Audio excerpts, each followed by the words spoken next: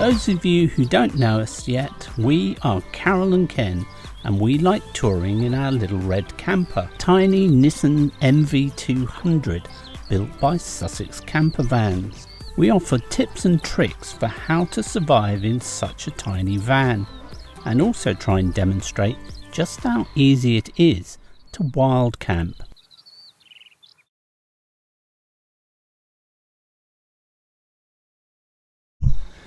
Well, we found a park up.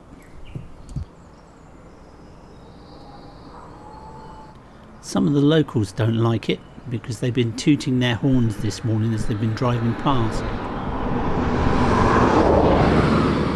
Well, that one obviously doesn't mind. We're up a narrow little lane just on the edge of a precipice, which was giving me kittens as I parked the van last night.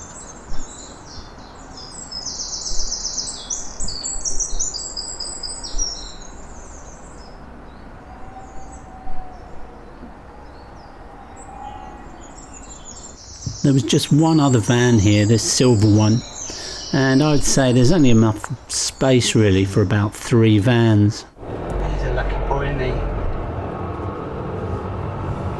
Shame you didn't have him on camera. Just caught the end of him coming through the tunnel. Yeah. Not used to meeting cars coming through. Well, the speed some of those vans were driving through would have been dead. Yeah.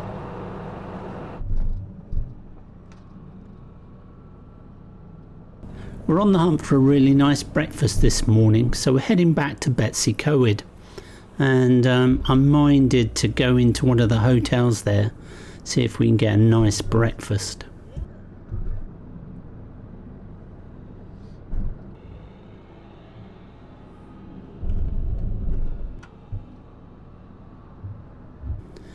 This looks a nice place, but there's no sign of life at this hour of the morning.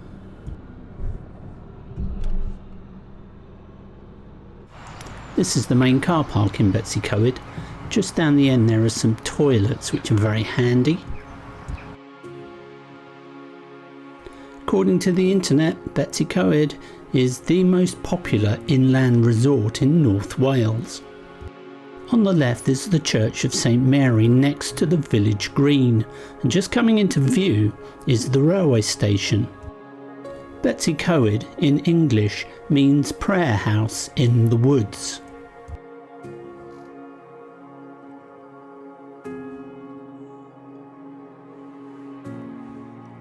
The town is a popular base for all sorts of activities, and it's set within the Criccieth Forest Park. From the platform here, you can catch a steam train all the way to Blaenau Ffestiniog, and that was used to ship slate down from the mines up there. In the old railway station now there are a parade of shops and restaurants. Okay, we're paid. Shut the door.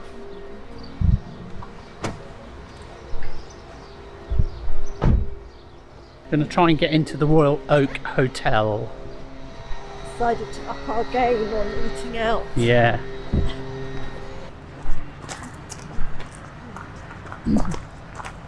We're both eager to get a lovely breakfast.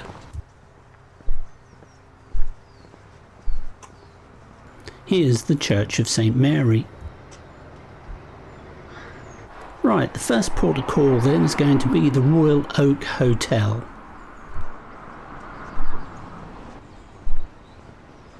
So we both donned our masks and walked in, but there was nobody to greet you, and we stood here for quite some time. Well, what a strange policy the Royal Oak operate. They're only doing breakfast for residents, but if we come back at 9:30, they can sit us at a table in the bar. Locked, is it? Yeah. Right. Oh dear, okay. This is not looking good, is it? I don't think there's anywhere up here. There's breakfast baps in that bakery to fall back on. Oh really? I was hoping to treat Carol to a pucker breakfast, but I'm not so sure it's going to happen now. I like the colour of that car. This is the Porthmadog. I'm not sure I've murdered the pronunciation enough there.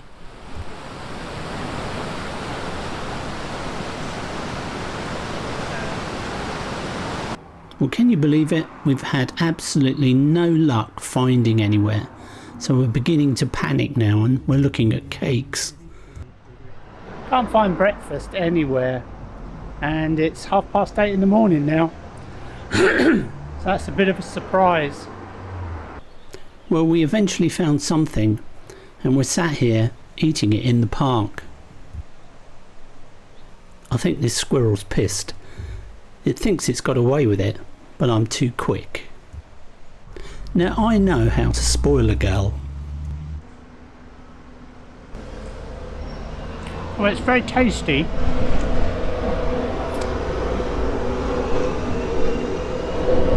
But the ambience is missing a bit, isn't it? Just put that way. Nice view. Good trees. So what do you think of your breakfast bun? That was one of the best breakfast baps I've ever had, I think. It wasn't greasy. It was easy to eat. Plenty of filling. The bacon was really tasty. So if anyone's coming to Betws-y-Coed, we recommend the Spar Bakery for breakfast. But get there early because they run out. Yeah, they'd run out of sausage. This is about 8:45 in the morning. There was only enough bacon for 2 more baps. And it was only £3.50 for a bap and a coffee. Yeah, a meal deal. Bargain. Bargain. We sat and finished our coffee, watching the world go by. I think this dog's a bit jealous because he's watching somebody else having all the fun.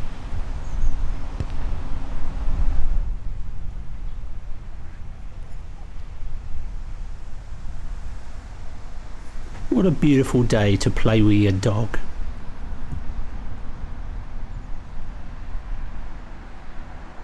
Our saucepan is wearing out, so we went to Cotswold Outdoors to see if we could get a new one. It's time to clean all the windows again. Got to keep them clean if you're making films. Oh, just in time.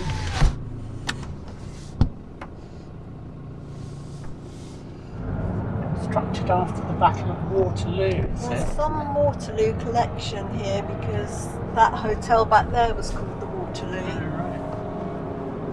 Anybody know what the connection of Betws-y-Coed with the Battle of Waterloo is? Please let us know. As usual, we haven't got a plan. We don't know where we're staying tonight, so we're just going to let the road take us and see what we can see.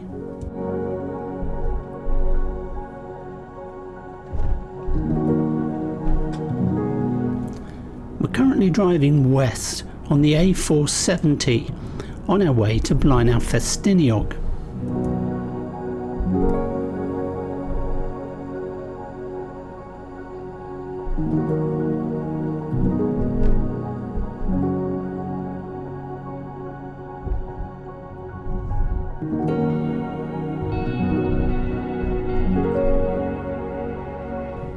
Up ahead we spotted a castle and we pulled into a lay-by to take a look.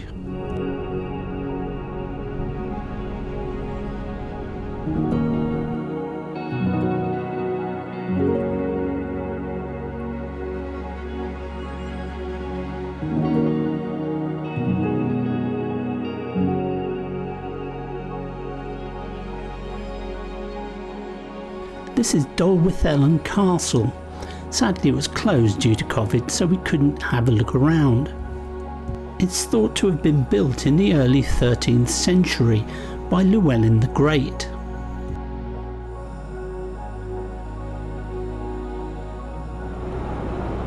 Somewhere to stop up here, we'll pull in, have a coffee and chillax. We've had a busy morning, haven't we, Charlie?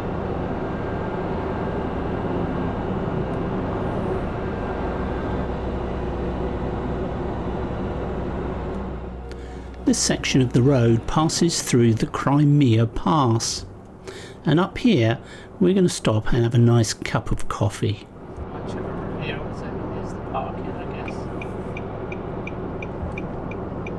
The pass is between Blaenau Ffestiniog and Dolwyddelan. At its highest point it is 385 metres or 1,263 feet above sea level. The pass takes its name from the Crimean War, which was being fought at the time the road was opened in 1854. At one time there was an inn at the summit of the pass called the Prince Llewellyn Inn, but it was popularly known as the Crimea because of its reputation for fights. The inn closed in 1881 because the police opposed the renewal of its licence.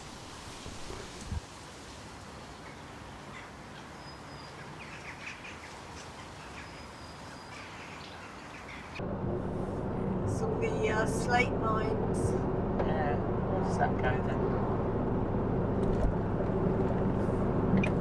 Now there's a nice looking track on the left here that leads up to the top of the hills, but sadly we're not allowed to go down it. Shame. We're reaching the outskirts of Blaenau Ffestiniog, and its slate mining history is plain to see. Blaenau Ffestiniog was once the second largest town in North Wales. As the demand for slate grew, the population of the town swelled to over 12,000 people. In the 2011 census, that has now dropped to 4,875.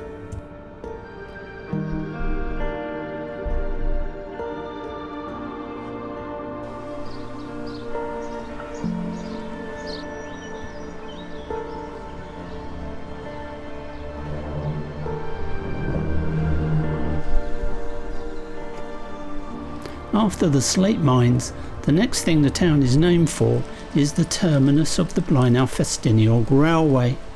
It's this railway that used to transport all the slate for export around the world. The old buildings connected with the industry are still apparent today. Bye bye Blaenau Ffestiniog.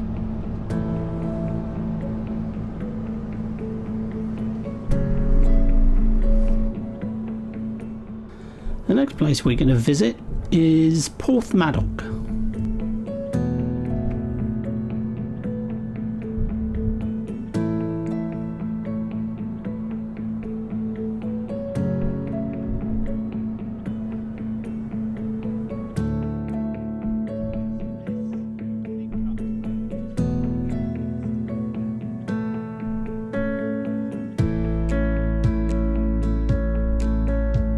This is the A487 and it crosses this long causeway across the estuary into Porthmadog town.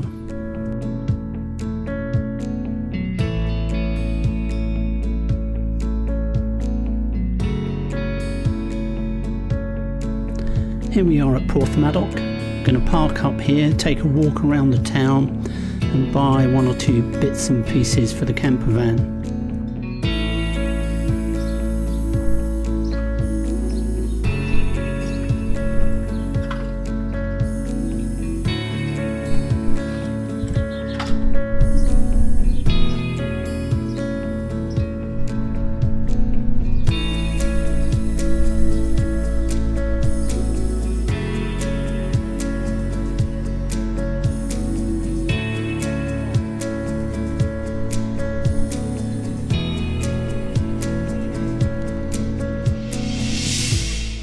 That cafe bar looks inviting, but we're going to take a walk up the town. Porthmadog is at the other end of the Blaenau Ffestiniog railway.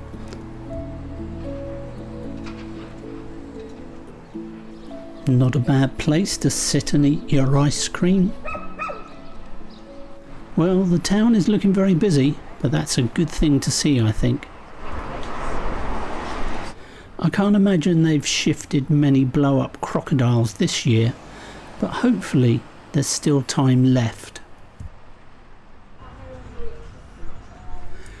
The channel's reached over 10,000 subscribers now, So we'd like to say a big thank you to everybody who clicked that subscribe button, to all the people who clicked the like button, and for everyone for sharing your wonderful comments with us. The more the channel is getting known, the more that people are coming up to us and saying hello. No, we have no idea where we're staying tonight. Yeah. Might stay here, but we don't know. It's a nice little spot just as you get down the hill, before you get down the hill to Criccieth. Right. On your left hand side, it's a little pull in. Yeah. People stop there to take pictures and everything. Yeah. I've seen motorhomes and camper vans parked there. Yeah. Whether you're allowed to, I don't know, but I don't think I Right, know. But it's a can't we? hell of a nice place to And how far is that from here, do you think? just up the road, about 7 mile Oh, right, on the okay. Kelly Road as you go on the road up the town. Okay, brilliant. We might check that out then. Yeah, cool. Yeah. So say your name again so I get the pronunciation right. Arbon. Arafon. No. Nice to meet you. Nice to meet you as well. Cheers And now. I'm looking forward to more of your videos. All right. Yes. Cheers now. Okay. Bye-bye. See you. Bye-bye. Cheers. He's a nice guy, isn't he? Yeah, that's a good one. I love it when we get local tips. Yes. Yeah. We've run out of small change, so Carol is in our bank trying to get some more. You won't believe this story. Okay, so I go in the bank Yeah. with my bank card showing HSBC First Direct. Please could I have £30 worth of pound coins? Yeah. No, because you're a First Direct customer, you would have to ring up First Direct and get a code off them to give to us. Really? I said, you what? Yeah. And she said, or you could go to the cash machine and get £30 out cash and give us the cash. So I went to the cash machine and got the cash. Yeah. And then when I went in, I saw a different woman Yeah. and just gave her the cash and she gave me the coins. So and I didn't have to prove I was a customer to her. I just gave her the Bizarre. cash. Yeah.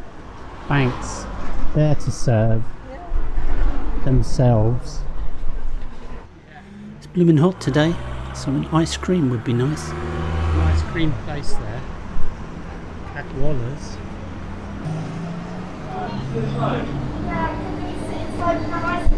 Yeah. Carol's not a greedy girl, so she only ordered a small one. Yummy. It's nice, isn't it? What flavour you got?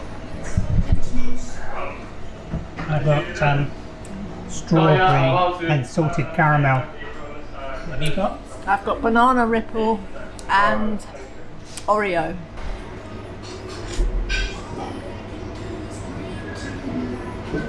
Nice old church here. Not sure if it's still in use, but the pigeons are enjoying it.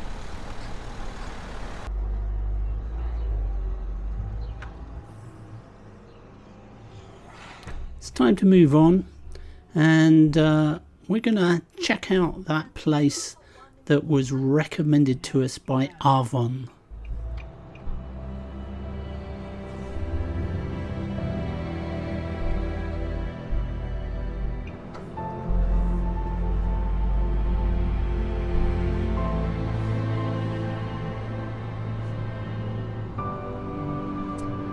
Enjoyed the ice cream.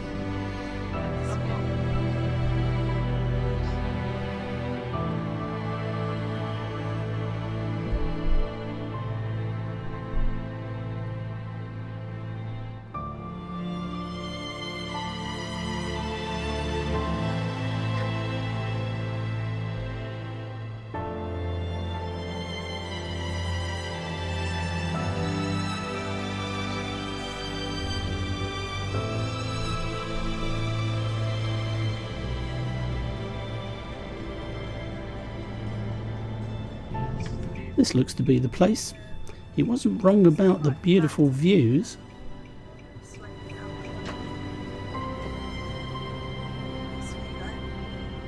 Yeah, we could park here for a while. And the van is sheltering from the sun, isn't it?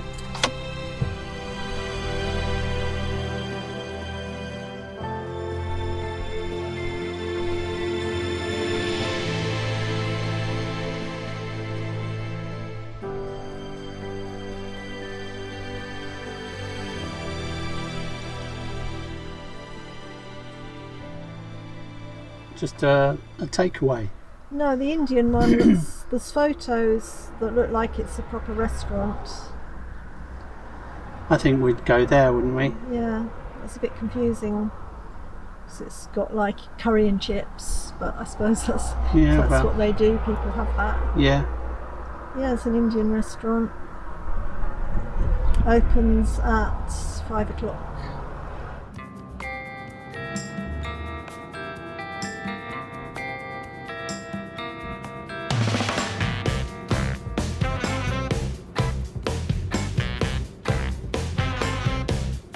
We're off to get a curry. Yummy. Have you booked a table? Yeah.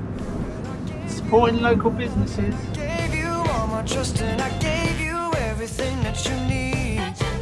But you only told me lies and you made me realize that, babe, you ain't no good for me. I can't be with you, you can't be true. And I know just what I got to do. Gonna hit the ground running, running just as fast as I can. Gonna hit the ground running. The restaurant we've booked at is called the Spice Bank. I'll have a kingfisher, please. I'm having the tandoori mixed grill. Cheers. And a taka dal and vegetable rice. Yeah. What are you going for then? Would you be prepared to share half a vegetable pilau for half a Kashmiri naan? Yes, I would. I'm going to have a royal tikka buna. Oh, nice. What is a royal tikka buna? Tender chicken tikka, lamb tikka and king prawns in a garlic, ginger, onion and pepper, tomatoes, coriander, mixed spices, herbs, bay leaf, cinnamon and cardamom. That's a very detailed reply. dish. Okay, we'll have that.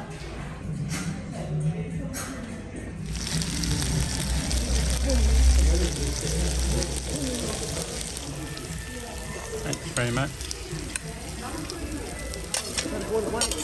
Yeah. It's all very tasty.